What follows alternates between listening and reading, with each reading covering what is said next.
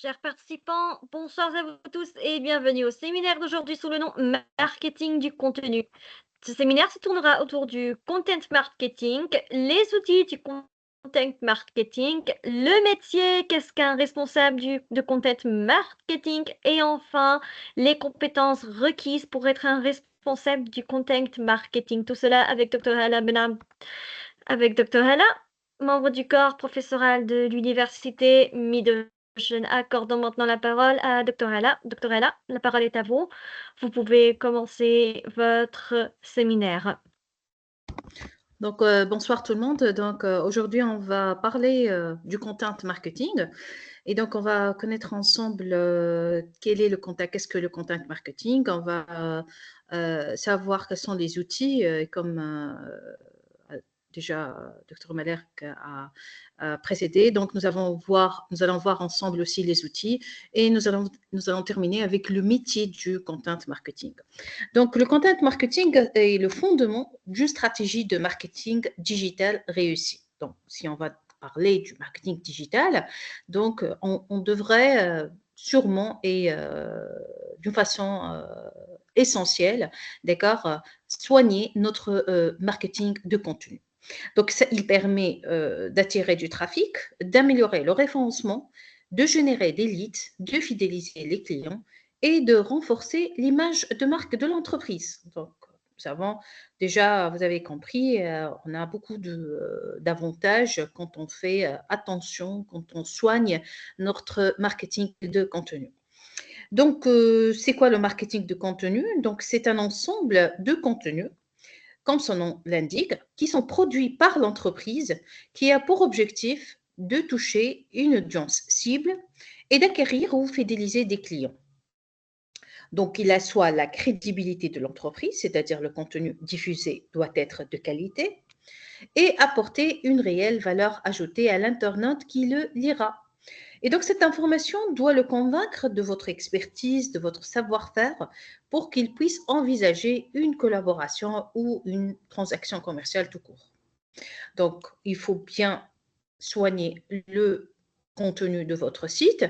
Donc, il faut qu'il soit de qualité, il doit apporter de la valeur ajoutée et bien sûr, il faut jamais donner des fausses promesses à votre public. Donc, le content marketing peut être rédigé par des entreprises, par des personnes qui développent leurs activités ou qui recherchent un emploi carrément. Et donc, dans ce dernier cas, il s'agit de ce qu'on appelle du personal branding. Donc, la marque, c'est-à-dire la marque, c'est vous. Par exemple, du contact marketing appliqué au marketing de soi peut consister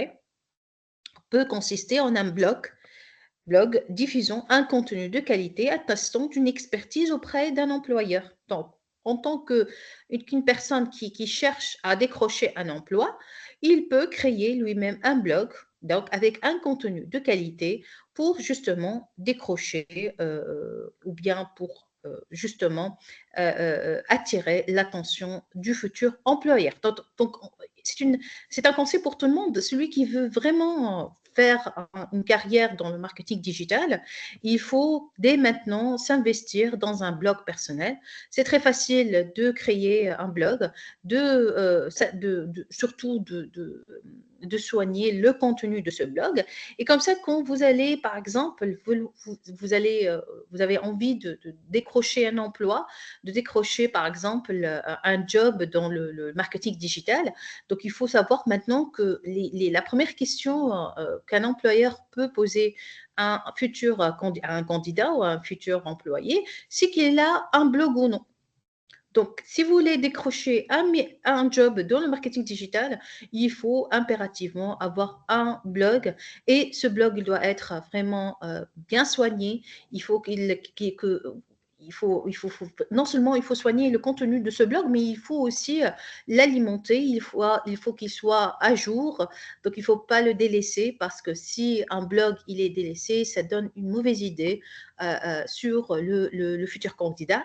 Alors que dans le cas contraire, un blog bien soigné, un blog bien entretenu, entre guillemets, donc il pourrait vous donner ça pourrait montrer le sérieux du candidat et bien sûr la qualité, d'accord, les qualités requises dans un candidat. Donc, on sait que dans un blog, il faut bien rédiger, il faut avoir une orthographe irréprochable, il faut savoir utiliser tout ce qui est différents formats, l'audio, la vidéo, il faut bien écrire, etc. Donc, ça donne une image et ça pourrait être une très bonne image de vous à travers ce blog. Donc, vraiment, je conseille tout le monde si vous voulez décrocher un emploi dans le marketing digital et si vous avez envie d'être un marketeur digital dans le futur, il faut dès maintenant s'investir, même en tant qu'étudiant, de s'investir dans un blog et de créer vous-même le blog.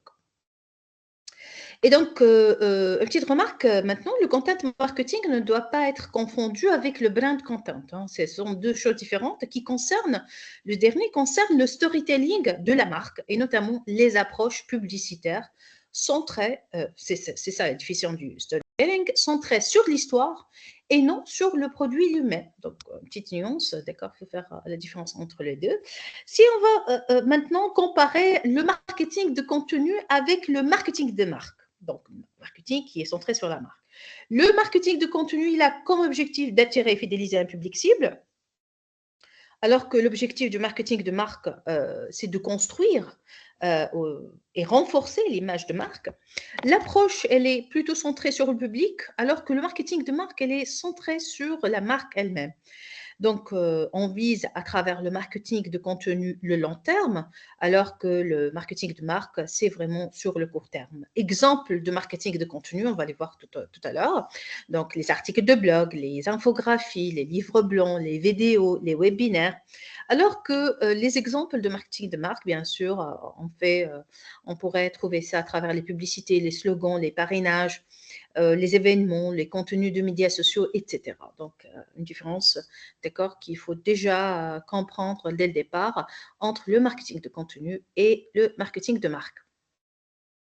Maintenant, quels sont les outils du content marketing, du marketing de contenu? Donc, il existe une variété de contenus qui ont vocation à être utiles en phase avec la stratégie de l'entreprise et les besoins d'une audience cible. Ils sont plus ou moins fastidieux à concevoir, mais constituent un bon levier commercial et de communication. Voici les différents outils. On peut parler du dossier thématique, du cas client, d'infographie, les podcasts, les vidéos en ligne, les webinaires, le live sur les réseaux sociaux et bien entendu le blog. Donc, pour commencer, on va commencer avec le dossier thématique ou c'est un vraiment document pratique. Donc, il est souvent appelé par abus de langage un livre blanc. Vous voyez, vous trouvez bien sûr Whitebook sur les sites, le livre blanc. Le dossier thématique est l'outil de content marketing par excellence. Donc, en général, il s'agit d'un document traitant d'une thématique précise, offrant une réponse à une problématique client. Exemple, si vous êtes architecte, vous pouvez rédiger un dossier thématique intitulé « Quel choix adopter pour faire construire une maison respectueuse de l'environnement ?» dans lequel vous donnez, dans ce livre blanc, vous allez donner des pistes de réflexion pour aider d'éventuels futurs clients à se projeter dans leur projet de construction avant de contacter carrément un architecte compétent. Bien sûr, l'architecte compétent, vous devez savoir, c'est bien sûr vous, évidemment. Donc, ces dossiers se caractérisent par un contenu à forte valeur ajoutée. Ils sont téléchargeables en PDF gratuitement contre une adresse email professionnelle et ou d'autres informations telles que le nom, un numéro de téléphone, une fonction. Et donc, idéalement, il faut exiger un minimum de coordonnées en vérifiant bien la cohérence entre l'adresse email fournie et l'entreprise citée avant, bien sûr, de délivrer le contenu. Et donc, c'est quoi l'intérêt de ce type de contenu? Donc, l'intérêt est de démontrer votre expertise en apportant des réponses à vos prospects, aux clients. Il ne doit évidemment pas tout dire, bien sûr, on ne va pas tout étaler dans ce livre blanc, mais donner des pistes de solutions, de réflexion. Enfin, dans une logique d'inbound marketing, l'objectif est de persuader l'internaute de travailler avec vous. Vraiment, c'est l'objectif du livrement. Donc, vous allez lui donner des pistes de réflexion, vous allez le convaincre de votre expertise, etc. Et donc, à la fin, quand il va lire ce livre, il va être convaincu que vous êtes la bonne personne à laquelle il faut s'adresser. Donc, c'est ça le but vraiment du livre blanc. Et donc, dans ce genre de dossier, vous pouvez donner la parole à des clients, à d'autres acteurs du secteur ou encore à des partenaires afin d'enrichir, bien sûr, le contenu à l'aide de visions et partage d'expériences variées. Et les lecteurs pourront alors embrasser plus facilement le sujet et se projeter dans ces cas concrets. Donc, il faut penser au contenu, bien entendu. Donc, il faut viser une dizaine de pages pour donner de la crédibilité au récit. Donc, pour les 2 dernières pages, il faut insérer un édito sur l'entreprise, ses valeurs, ses services. Donc, il faut penser aussi à insérer des coordonnées de l'entreprise avec le contact et le nom de la personne qui a rédigé le dossier, bien évidemment. Et donc, il faut aussi proposer le contenu en téléchargement, c'est-à-dire pour diffuser le contenu et collecter des contacts en retour, vous pouvez créer une landing page. Donc, il s'agit d'une page spécifiquement créée pour assurer la promotion de ce dossier, rattachée à la visite. Donc, la landing page présente synthétiquement votre contenu et sa valeur. Donc, c'est-à-dire le sommaire du livre, l'introduction, la présentation des contributeurs, etc. Et le met à disposition des utilisateurs sous condition de renseigner un formulaire de contact comprenant au moins un champ email. Donc, une landing page est également composée d'un call to action qui présente directement une action orientée. Exemple, télécharger le livre blanc. C'est un exemple de call to action. D'accord? Il doit être engageant pour faciliter la conversion. En pratique, un beau taux de conversion, il doit à peu près avoisiner les 20%. Hein. Donc, une fois le contenu téléchargé, l'utilisateur doit atterrir sur une page de remerciement. Celle-ci pourra proposer un contenu additionnel en relation avec le livre blanc ou des boutons de partage social media dans le but d'inciter l'utilisateur à aller plus loin dans son engagement avec votre contenu et avec votre entreprise. Donc, vous avez compris, on essaye donc de tisser un lien avec le consommateur en essayant de l'attirer envers notre société. Donc, non seulement il va être capable de télécharger votre livre blanc, mais on essaie toujours de l'attirer encore plus en l'invitant à aller sur les réseaux sociaux, en l'invitant à partager, etc. Donc, on essaie vraiment d'avoir cette relation d'engagement avec les prospects et les futurs clients. Donc, il faut exploiter bien évidemment la base d'emails que vous avez récoltée en contactant les personnes suite à leur téléchargement. Donc, il ne faut pas attendre, donc un conseil à donner, il ne faut pas attendre pas plus que, en tous les cas, pas plus que 72 heures, entre 48 heures et 72 heures. Il faut relancer les clients ou les futurs clients ou les prospects par email en leur proposant des contenus similaires et en cherchant à mieux comprendre leur motivation à télécharger ce contenu. Donc, c'est important hein, de comprendre les motivations qui sont derrière ce téléchargement, qu'est-ce qui motive les clients, qu'est-ce qui les a poussés à télécharger ce contenu. Donc, on va comprendre encore mieux les besoins de notre clientèle et on essaiera bien sûr, bien entendu, de bien les satisfaire. Donc, il ne faut pas hésiter à les appeler. S'ils ont laissé un numéro, vous établirez ainsi un premier contact et serez fixé sur le degré de maturité de la relation que vous avez construite. Donc, ensemble, on va voir ensemble ce genre de livre blanc, comme ça on va comprendre. D'accord? J'essaierai de partager avec vous l'écran, comme ça vous allez me suivre. Je vais vous donner un exemple de landing page. Attendez, s'il vous plaît.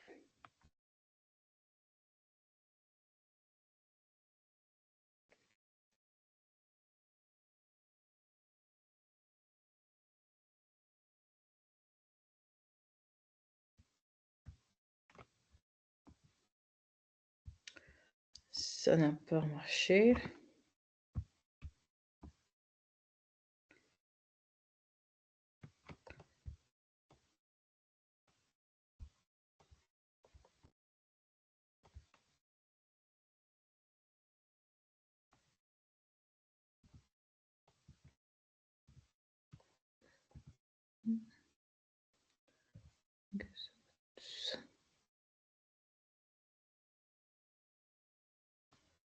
Voilà.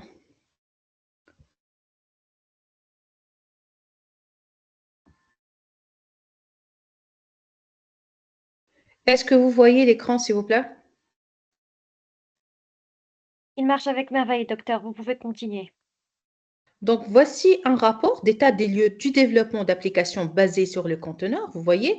Donc, si à la fin du site, enfin, à la fin de la page, vous voyez qu'il y a un petit lien qui vous demande de télécharger le livre blanc gratuitement. Et si on va aller plus loin, on va aller ce qu'on appelle, ce que j'ai dit tout à l'heure, la landing page. D'accord? Et là, il vous demande, vous devez vous connecter pour accéder à cette partie du site. Donc, il faut se connecter. Et quand vous allez être vous allez connecter, il va vous demander de donner votre email sûrement professionnel. D'accord? Comme ça, il y a encore d'autres ils peuvent aussi vous demander votre nom, prénom, l'entreprise à laquelle vous travaillez, etc. Et surtout un email professionnel. Et comme ça, vous serez capable à la fin de télécharger le livre blanc en question.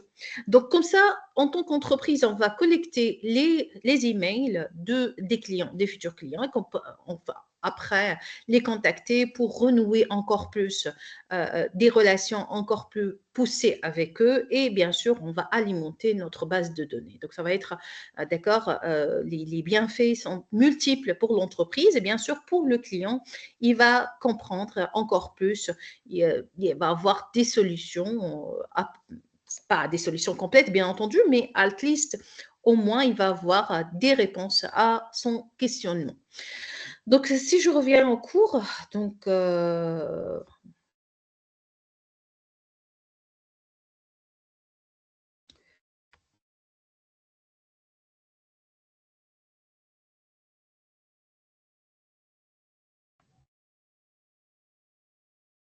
il y a aussi un autre lien, il fonctionne de la même façon, donc d'autres white books où vous pouvez trouver aussi, d'accord, le même principe de téléchargement de livres blancs. Il y a un autre exemple ici, donc vous allez le trouver dans le cours après.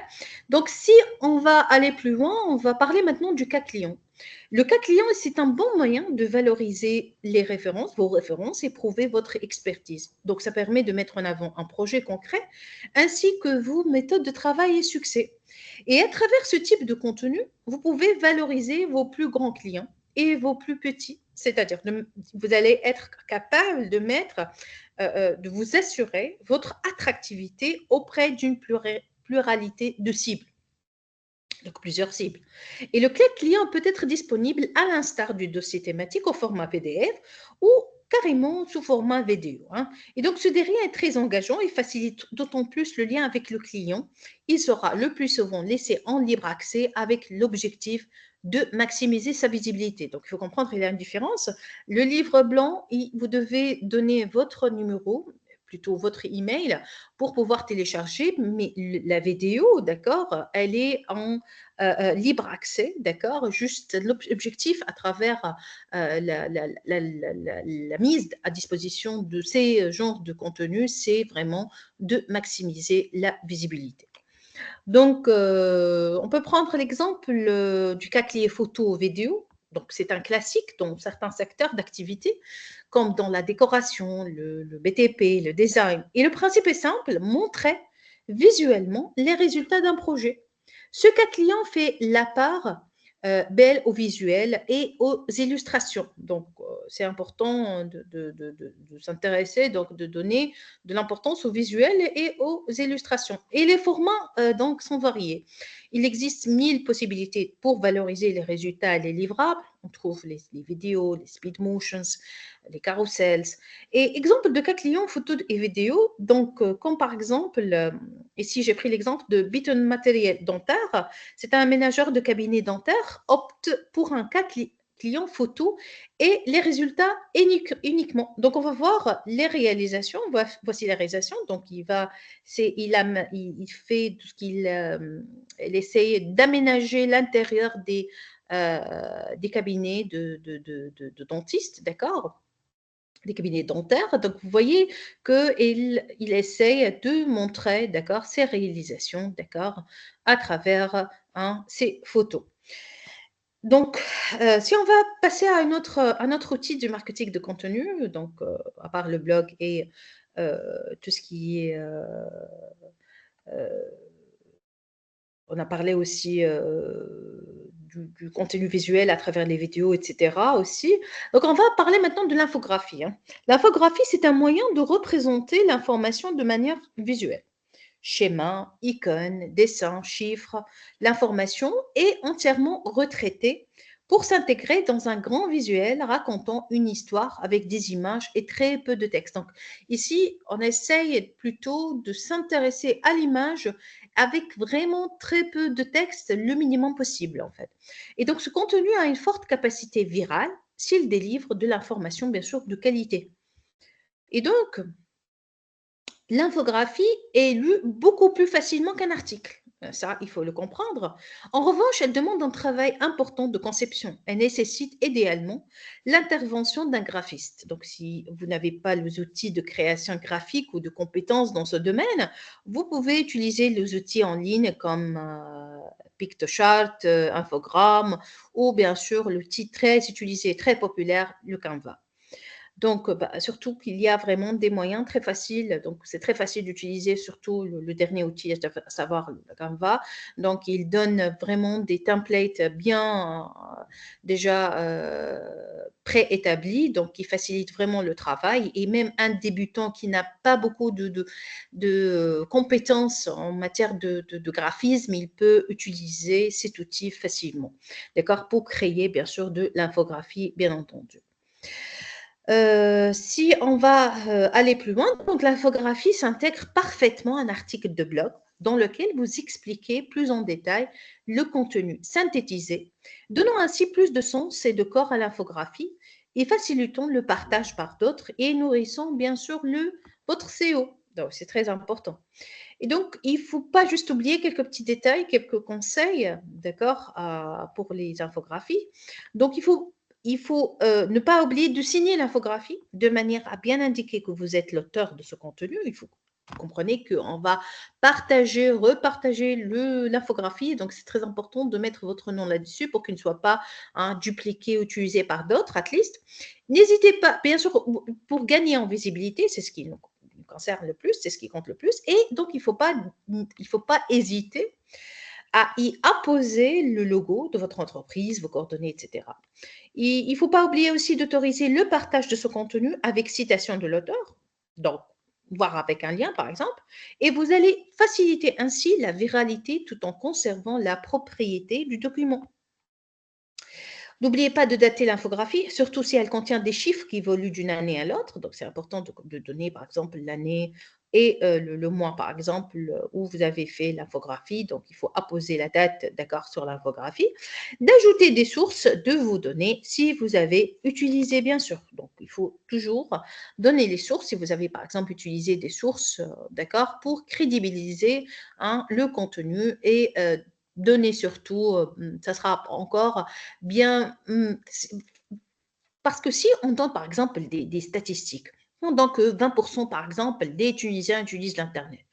Il faut donner les sources pour crédibiliser votre tir, sinon c'est du n'importe quoi. Donc personne ne va croire à des chiffres qui n'ont pas beaucoup, qui n'en sont pas issus d'une source officielle ou bien une source sûre. Donc, c'est très important de donner les sources. Voici un exemple d'infographie. Vous voyez, d'accord, l'infographie. J'essaie d'agrandir un peu, comme ça vous allez voir. Donc, on va voir ensemble cette infographie. Donc, vous voyez que les couleurs sont très attrayantes. D'accord? Donc, il essaye de mettre, d'accord, plusieurs informations, d'accord? Ici, par exemple, il essaye de donner et de sensibiliser le public au global warming, Donc, il va, par exemple, parler de la déforestation, par exemple, du problème de transport, problème de greenhouse effect, l'effet de greenhouse, etc. Donc ici, vous voyez que l'utilisation des images est, par exemple, si on trouve que les images ici, vraiment, ça domine en pourcentage, d'accord, cette infographie. C'est-à-dire qu'il faut vraiment privilégier, d'accord, l'image et écrire un peu moins, d'accord. Donc, il faut vraiment donner de l'importance plus aux images que euh, l'écriture, d'accord. Vous voyez qu'ici qu'il y a un lien, d'accord, et bien sûr, on trouve que ici c'est les éco-social.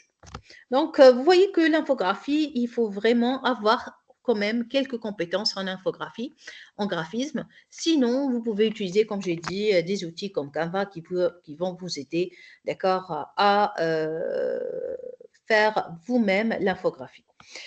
Maintenant, passons à un autre outil du marketing de contenu, à savoir les podcasts. Et donc, les podcasts ont connu un essor immense en l'espace de quelques années.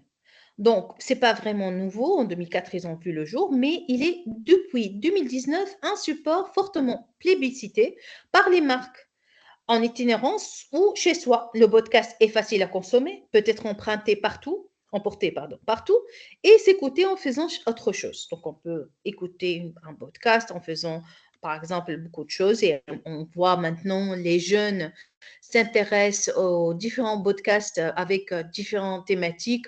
Il y a des gens qui essayent d'écouter, par exemple, des livres audio à travers les podcasts, des interviews, par exemple, on peut penser à, par exemple, à écouter un sujet, par exemple, un débat sérieux sur un sujet qui vous intéresse. Donc, les podcasts sont très utilisés par les jeunes, ils sont très prisés par les jeunes et les marques ont compris l'importance de ces podcasts. On voit que les marques maintenant utilisent trop, ils se sont orientés vers les podcasts et on utilise beaucoup les podcasts parce que c'est un outil très intéressant pour justement diffuser un contenu de qualité. Et donc, les entreprises B2B ou B2C se sont emparées de ce nouvel espace de communication pour y proposer du contenu à forte valeur ajoutée. Par exemple, le BM avec le podcast Hypnopolis, par exemple, en été 2020, BM marque les esprits en lançant le podcast Hypnopolis, un véritable thriller de science-fiction. Et donc, cette œuvre radiophonique se distingue par son caractère futuriste et interactif. L'univers sonore de la première saison d'Hypnopolis porte la signature du célèbre compositeur hollywoodien Hans Zimmer. C'est un compositeur très connu et doublement, je crois, il a eu plusieurs Oscars pour ses compositions. Donc, pour la saison numéro 2, il a élaboré les sonorités spécifiques des véhicules électriques présentes dans le podcast. Vous voyez que tellement c'est important, les podcasts, ils sont vraiment un outil privilégié des marques.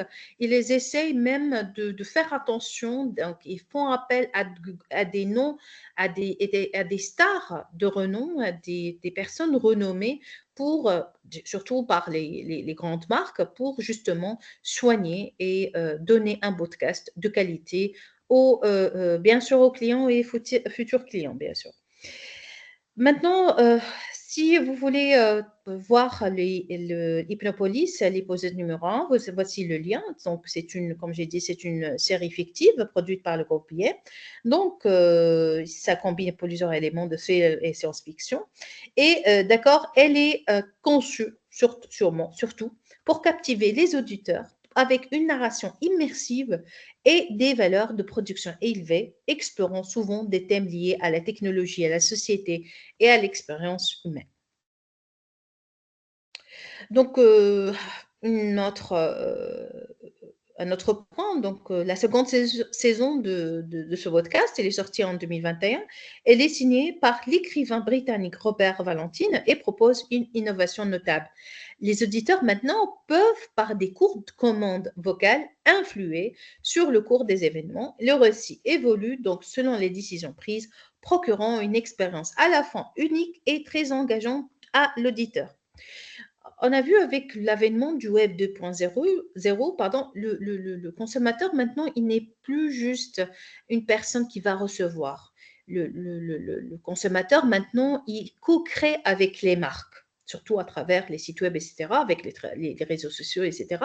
Donc maintenant, la co-création avec les consommateurs, c'est une chose qui n'est pas nouvelle, mais qui a pris de l'ampleur, surtout avec les podcasts. Donc, ici, les marques appellent surtout, elle invite les marques, les consommateurs à co-créer avec la marque en question, d'accord, pour donner encore plus de l'expérience. Bien sûr, on cherche ici la valeur ajoutée, et on cherche aussi une expérience, d'accord, à offrir une expérience mémorable aux clients. Donc, il y a des choses importantes en pensant à créer un podcast. Il faut que ce podcast-là, il doit s'intégrer dans une stratégie éditoriale. C'est-à-dire, il faut penser quel objectif. Quel est l'objectif que vous voulez l'atteindre à travers le podcast? Quelle est votre cible? D'accord? Vous cherchez à cibler qui à travers les podcasts? Quel type de contenu vous allez offrir à votre cible? Quelle fréquence de diffusion? Et quelles mesures à prendre, d'accord, en considération pour justement mesurer les effets du podcast sur votre, si vous avez atteint bien sûr ou non les objectifs. Maintenant, passons à un autre outil qui sont les vidéos en ligne. Donc, de manière générale, la production de vidéos en ligne est foisonnante. Donc, beaucoup d'entreprises en B2B ou B2C proposent des vidéos pédagogiques pour expliquer des sujets, vulgariser certains concepts. Donc, c'est très intéressant, d'accord? Quand on essaye, en tant qu'entreprise, les entreprises maintenant essayent de vulgariser les concepts, de faciliter la compréhension de certains concepts, d'expliquer certains sujets à travers les vidéos. D'accord? Et les marques utilisent divers tutoriels en ligne pour promouvoir leurs produits et services, éduquer leurs clients et bien sûr, bien entendu, renforcer leur présence en ligne. Et voici quelques exemples de marques qui créent et diffusent des tutoriels. Par exemple, Apple utilise beaucoup de vidéos explicatives sur l'utilisation de leurs produits.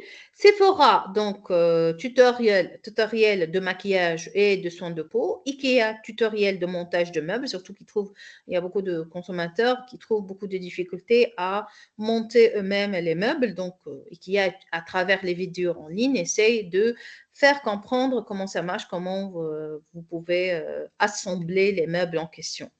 Donc, vous pouvez aussi, on peut voir aussi ensemble un exemple. Attendez, je vais vous montrer.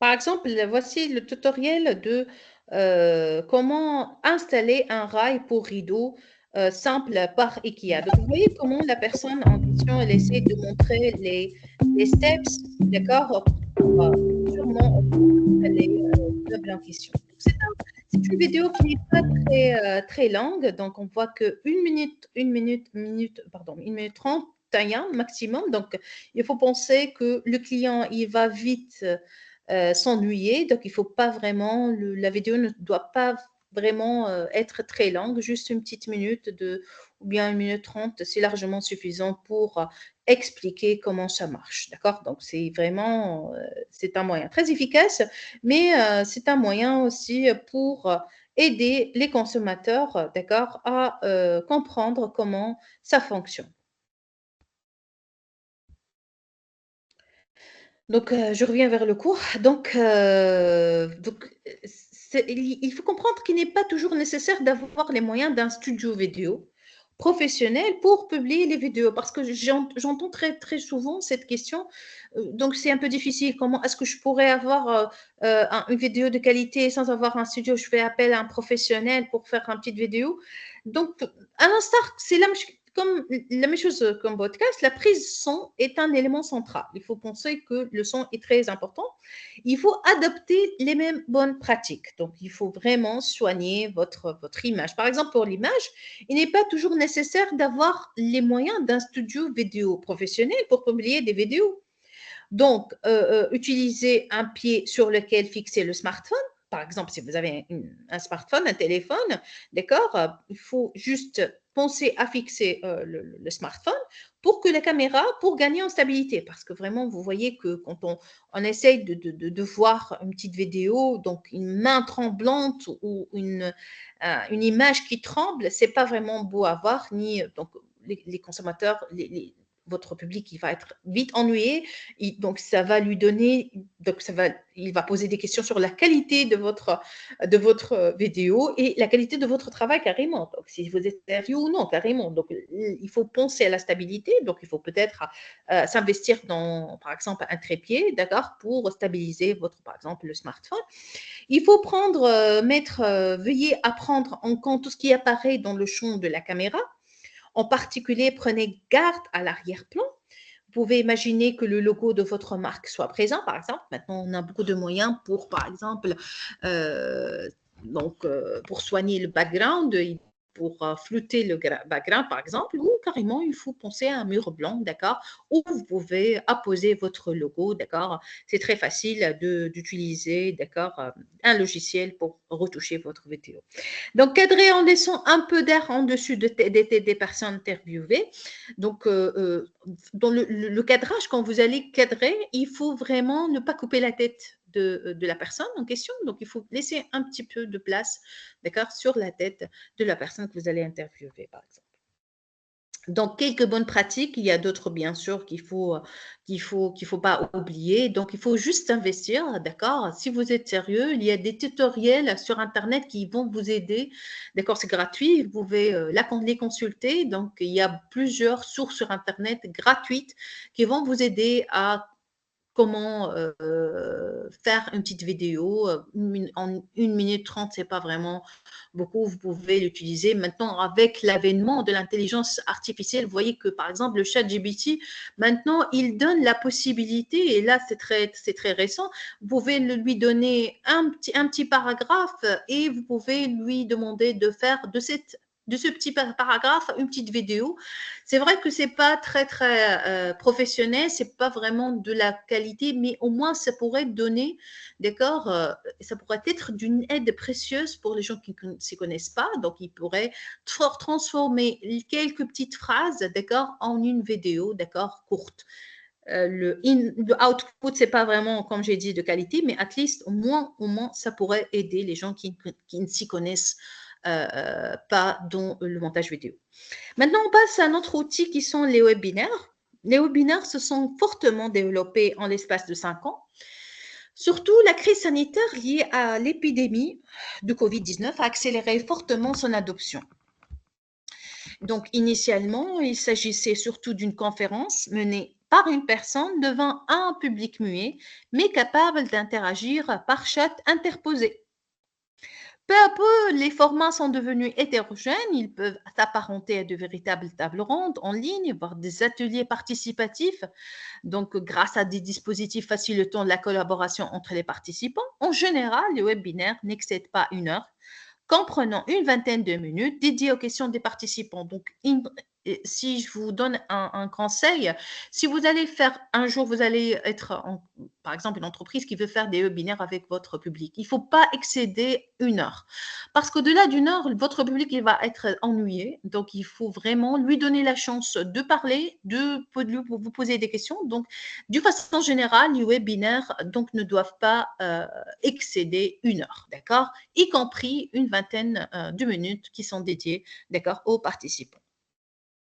Les webinaires sont devenus un outil puissant pour les marques afin de se connecter avec leur public, offrir de la valeur et atteindre leurs objectifs marketing et commerciaux. Par exemple, pour Adobe, par exemple, comme objectif, il essaye d'atteindre, d'accord, d'avoir l'engagement client et l'éducation. Donc, comment il va faire?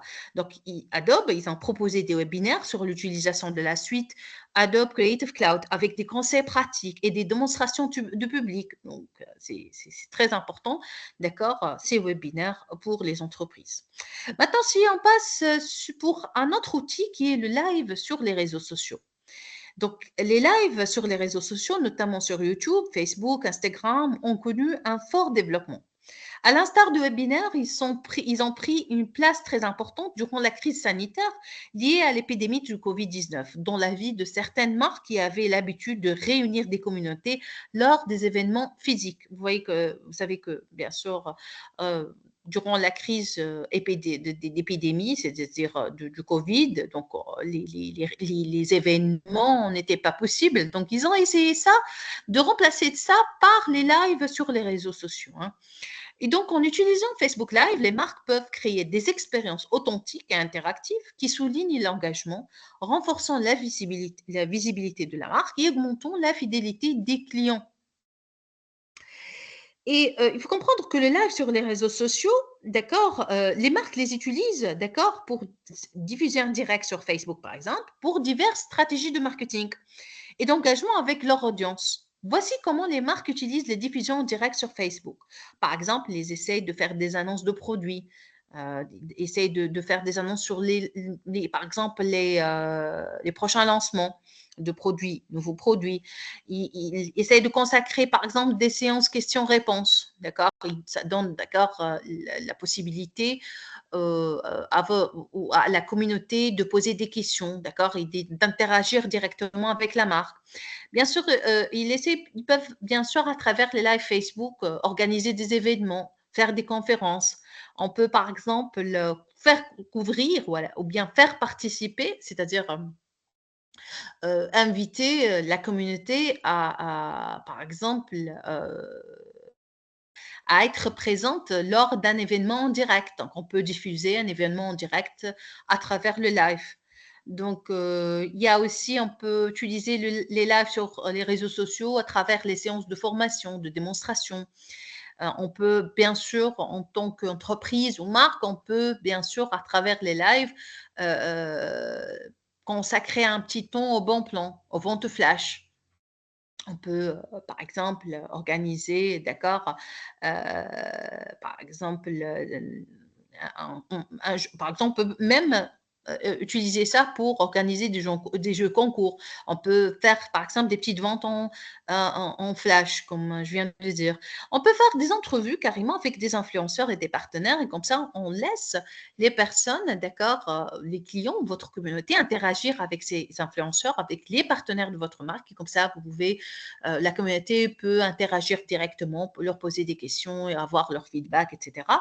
On peut bien sûr activer les campagnes de marketing, on peut bien sûr collecter directement d'accord, le feedback et comme ça, on pourrait vraiment booster l'engagement client. Et bien sûr, on peut faire des séances de présentation par des experts. Donc, vous voyez que le live sur les réseaux sociaux, donc, ça peut prendre multiples formes. Donc, ça pourrait être vraiment très avantageux pour la marque et très intéressant aussi pour la communauté. Donc, vraiment, c'est une relation win-win entre les deux.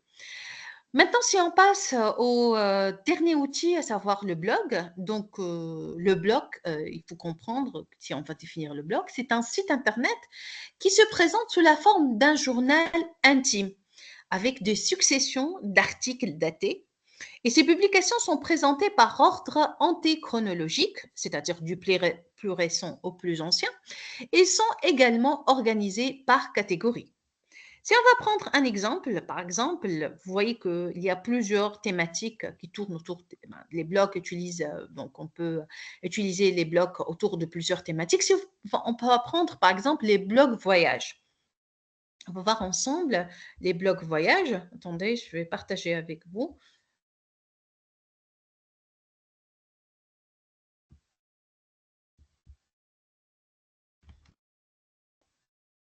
Par exemple, ce site donne les meilleurs blogs voyage en 2024, classement des plus consultés.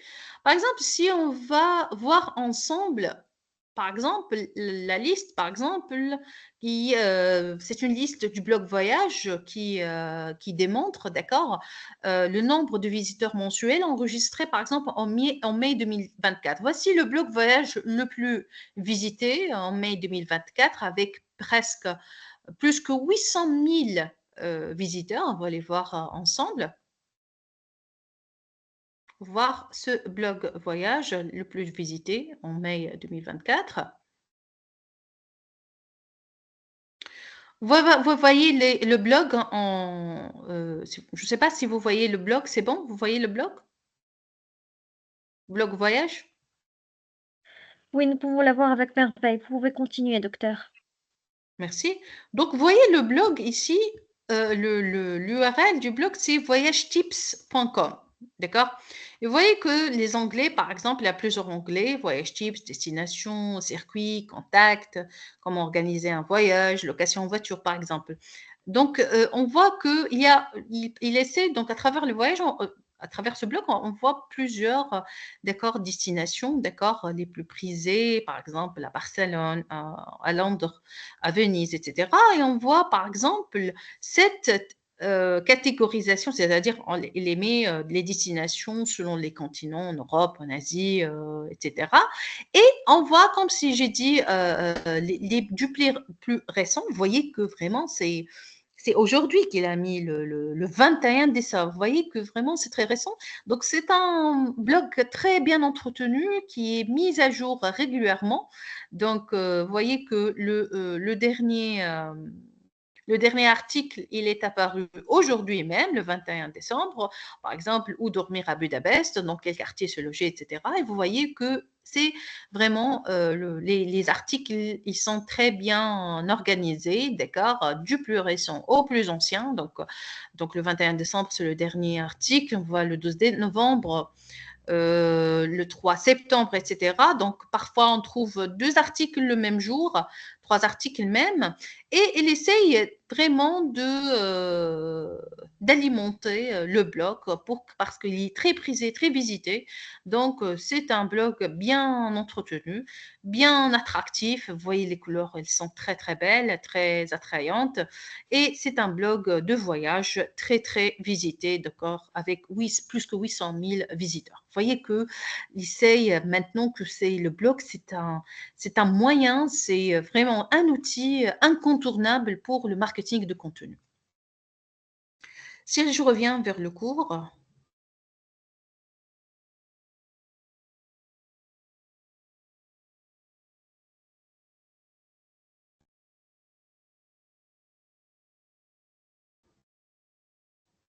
maintenant, j'ai eu beaucoup de questions par rapport, d'accord, la différence entre un site web et un blog. Il faut que, par exemple, pour un blog, il faut comprendre que la mise à jour, elle doit être vraiment très régulière. Donc, si on parle de fréquence de mise à jour, très régulière. Par rapport à un site web, c'est moins fréquente. La structure, elle est chronologique, donc du plus récent au plus ancien. Le site web, il est plus thématique. Le contenu, il est varié et souvent personnel. Souvent, j'ai dit souvent personnel, surtout quand on parle d'un blog personnel. Hein. Le site web, il est plutôt spécifique et surtout professionnel. Hein. Les objectifs, donc, à travers les blogs, on essaie de partager, d'informer, d'échanger. À travers le site web, on essaie de présenter, surtout de vendre et surtout informer. Vendre et informer et présenter. Hein. Donc, il y a une différence de taille entre un blog et un site web. Maintenant, si je passe à un point très important, le métier du responsable content marketing. Donc, c'est qui en fait le responsable content marketing? On voit avec l'apparition du marketing digital, on voit vraiment l'apparition de nouveaux métiers comme le marketeur digital, le growth marketer. Maintenant, on voit par exemple le responsable content marketing carrément. Donc, c'est un professionnel du marketing qui développe et met en œuvre une stratégie de marketing de contenu pour une entreprise. Son objectif est de créer, de diffuser des contenus pertinents et de qualité qui attireront, engageront et essaieront de fidéliser une audience cible. Donc, les responsabilités d'un responsable content marketing peuvent inclure le développement et la mise en œuvre d'une stratégie de marketing de contenu. Donc, cela implique de définir les objectifs de la stratégie, déterminer le public cible, de créer un calendrier éditorial, de choisir les canaux de distribution les plus efficaces, etc. Et donc, l'un des objectifs, d'accord, du responsable marketing, il doit vraiment créer et gérer le contenu. Et donc, cela peut inclure la rédaction d'articles de blog, la création de vidéos, la conception d'infographies, la production de podcasts et la gestion des réseaux sociaux. Et bien sûr, il doit promouvoir le contenu. Donc, cela implique de partager le contenu sur les canaux de distribution choisis, de promouvoir le contenu auprès des influenceurs et de faire la publicité pour la contenu. Pardon, faire de la publicité pour le contenu. Hein. Il faut, d'accord, penser à, bien sûr, promouvoir le contenu en question.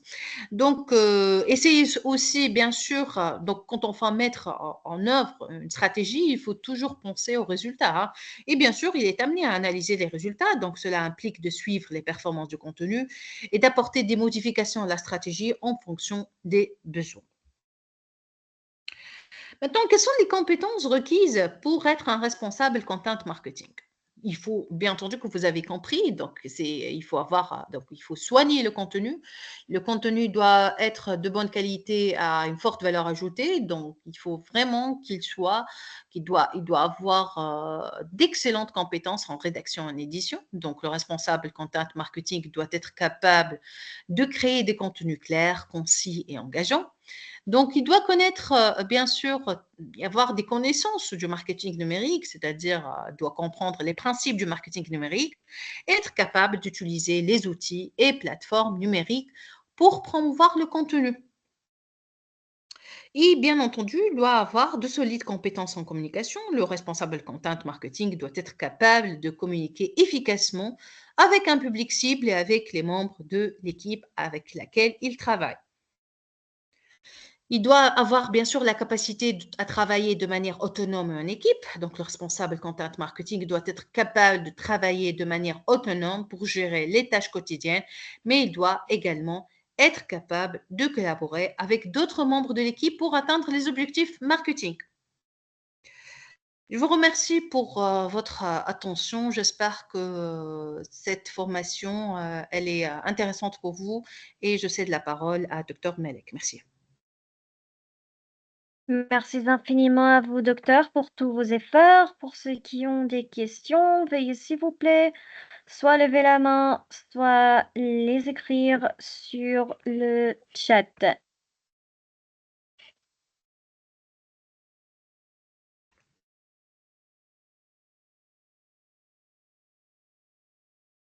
Mhm.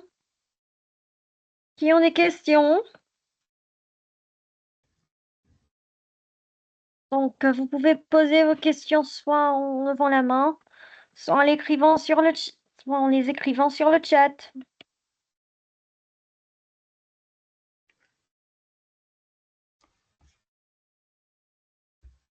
Mhm. Pas de questions? Vous êtes sûr, hein, tout le monde? Tout est clair?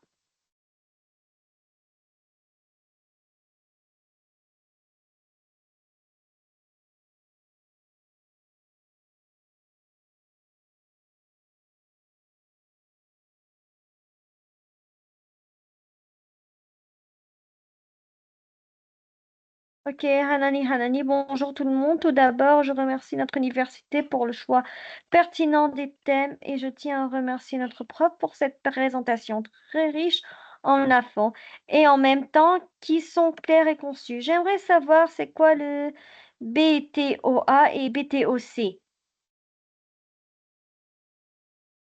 Bonjour, donc le B2B et le B2C. Le B2B, c'est le business to business, ou ce qu'on appelle une entreprise à une entreprise, c'est-à-dire, par exemple, les clients qui sont d'autres entreprises plutôt que des consommateurs individuels, d'accord?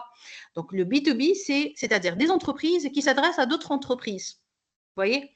Donc, par exemple, l'entreprise qui vend du matériel à une autre entreprise. C'est le B2B. D'accord? Alors que le B2C, c'est le business to consumer, c'est-à-dire une entreprise qui vend à d'autres consommateurs. D'accord? Il y a le B2A, bien sûr, le business to administration, c'est-à-dire les entreprises qui vendent, par exemple, des produits à l'administration, par exemple, à l'État. D'accord? Donc, oui, ça existe. Une entreprise qui vend des logiciels de gestion. Voilà, c'est ça qui a parlé. Monibou, voilà, c'est ça. C'est une entreprise qui vend, par exemple, des logiciels, comme vous avez dit, à d'autres entreprises. Voilà, c'est ça. Bien répondu. Oui. Super. Donc, pour ceux qui ont des questions, veuillez s'il vous plaît soit lever la main, soit l'écrire sur le chat.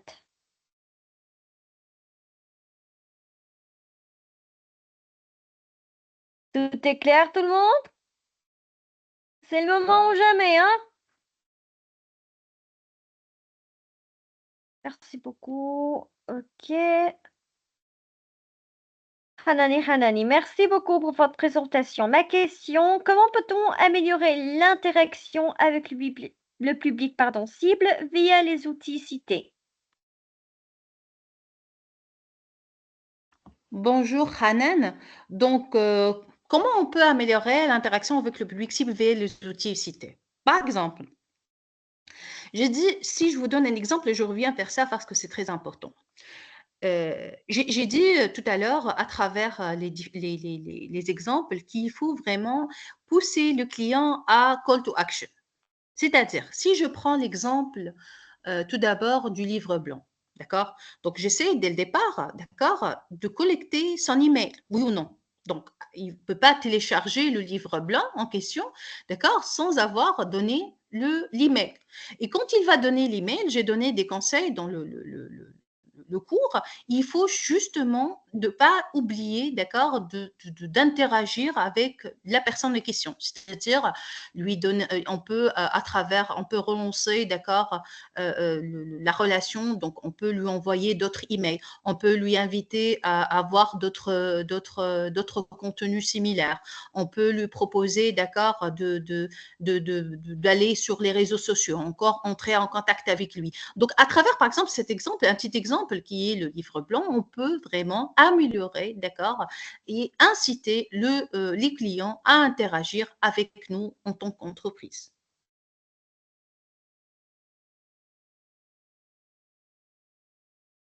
Super. Donc, nous avons une autre question de Samira. Bonsoir. Tout d'abord, je remercie notre professeur pour cette intervention.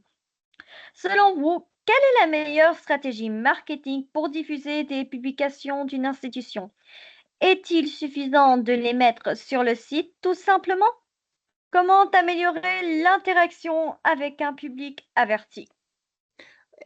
Merci pour votre intervention, Samira, pour votre question. Mais ici, quand je lis votre question, il y a plusieurs volets.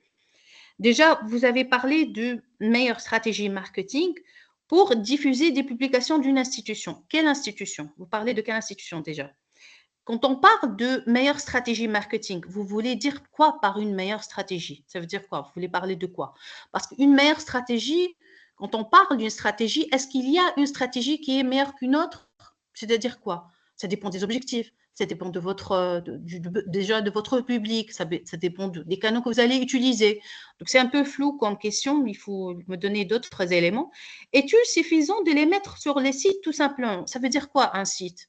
Quand vous dites un site, c'est-à-dire, est-ce qu'on peut mettre une stratégie sur un site ou une publication sur un site? C'est un peu, je n'ai pas compris votre question, il faut me donner d'autres éléments.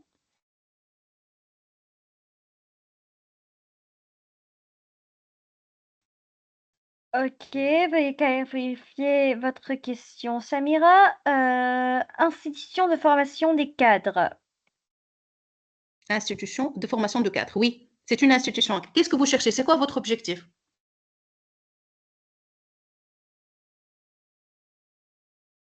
Ok, Samira, veuillez répondre aux questions de Dr Hala pour qu'elle puisse répondre à votre question.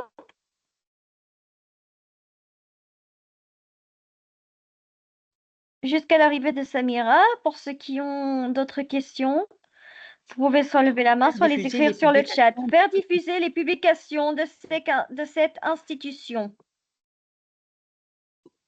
Samira, faire diffuser les publications de cette institution, ce n'est pas un objectif. Objectif, par exemple, de gagner, par exemple, en visibilité. Mais c'est un moyen de faire diffuser les publications afin d'atteindre votre objectif, plus de visibilité. Vous voyez? Donc, l'objectif, c'est, vous voyez la différence? Voilà, c'est ça, pour améliorer la visibilité de cette institution. Qu'est-ce que vous allez faire à travers, on est là dans le marketing de contenu. Vous voulez, par exemple, améliorer la visibilité.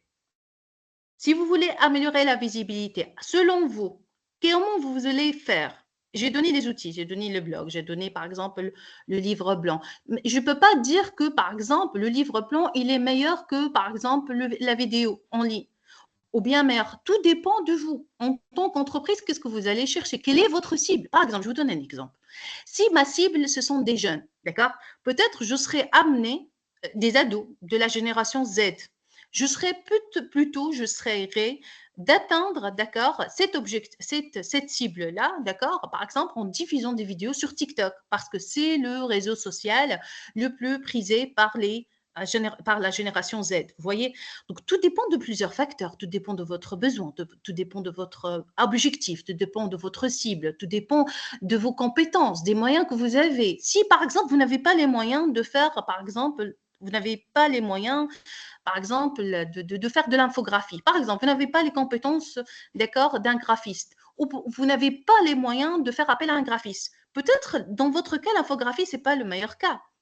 Vous voyez? Donc, ça dépend de plusieurs facteurs. Je ne peux pas dire qu'un outil est meilleur qu'un autre outil parce que ça n'a pas de sens une stratégie est meilleure qu'une autre stratégie, mais plutôt un outil n'est pas meilleur qu'un autre outil parce que ça dépend de plusieurs facteurs. Vraiment, il faut, dès le départ, choisir la bonne stratégie marketing qui dépend de votre, d'accord, qui doit vraiment vous devez faire attention à votre objectif, comme j'ai dit, l'objectif doit être smart, à votre public, à votre cible, aux canaux que vous pouvez les utiliser, d'accord, à votre ligne éditoriale et plusieurs autres choses.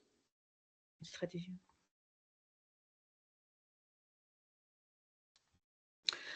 Comment, James, Pardon. Merci beaucoup, Samira. Merci à vous. Passons à James. Bonsoir. Comment aligner une stratégie de marketing de contenu avec les objectifs d'une entreprise tout en répondant aux attentes souvent changeantes de son audience cible? Maintenant, si je prends... Bonjour, James. Quand vous dites les attentes changeantes, c'est-à-dire, si je parle des attentes, est-ce que les attentes sont vraiment changeantes? Donc, c'est-à-dire, si je prends par exemple une audience, par exemple, si je vais vendre, si je vous donne un exemple par exemple, un blog de voyage, par exemple, les utilisateurs cherchent à avoir le meilleur, par exemple, tarif pour un voyage. Est-ce que vraiment il y a des attentes changeantes? Parce qu'en fait, il faut comprendre, le besoin, il est là, hein. Mais comment on va répondre à ce besoin-là? Ça, c'est très important. Les désirs, ils changent. Donc, peut-être vous allez changer, par exemple, le désir. Il faut comprendre que le désir, c'est la forme que prennent les besoins. D'accord? Ce sont les réponses à votre besoin. Mais le besoin ne change pas. Il est là, il est préexistant, il est prédéterminé. Maintenant, comment on va répondre à ces désirs qui changent? Si je parle, par exemple, et là, c'est important de comprendre une chose, il faut déjà être à l'écoute de votre clientèle. Parce qu'en fait, c'est la clientèle, quand on cherche, et j'ai dit ça dans le marketing de contenu, il faut chercher, d'accord, à ajuster, d'accord, le contenu aux besoins de votre clientèle, aux besoins et être vraiment, il faut collecter les feedbacks de votre clientèle pour comprendre qu'est-ce qu'ils cherchent et pour pouvoir répondre à leurs besoins. Et j'ai dit dans le podcast de BM, ils ont allé plus loin, d'accord, ils n'ont pas attendu à que les attentes changent, mais ils ont déjà essayer d'attirer la communauté à créer elle-même le contenu. Et comme ça, on va vraiment répondre d'une façon instantanée à leurs besoins, à leurs désirs et à leurs, comme vous avez dit, attentes qui changent. Vous voyez? Je ne sais pas si vous avez compris, je ne sais pas si j'étais assez claire.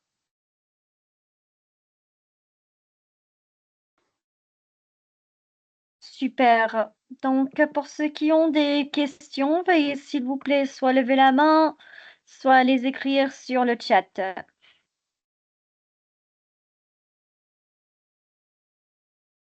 Merci, James. Oui, merci. Merci d'abord. Mhm.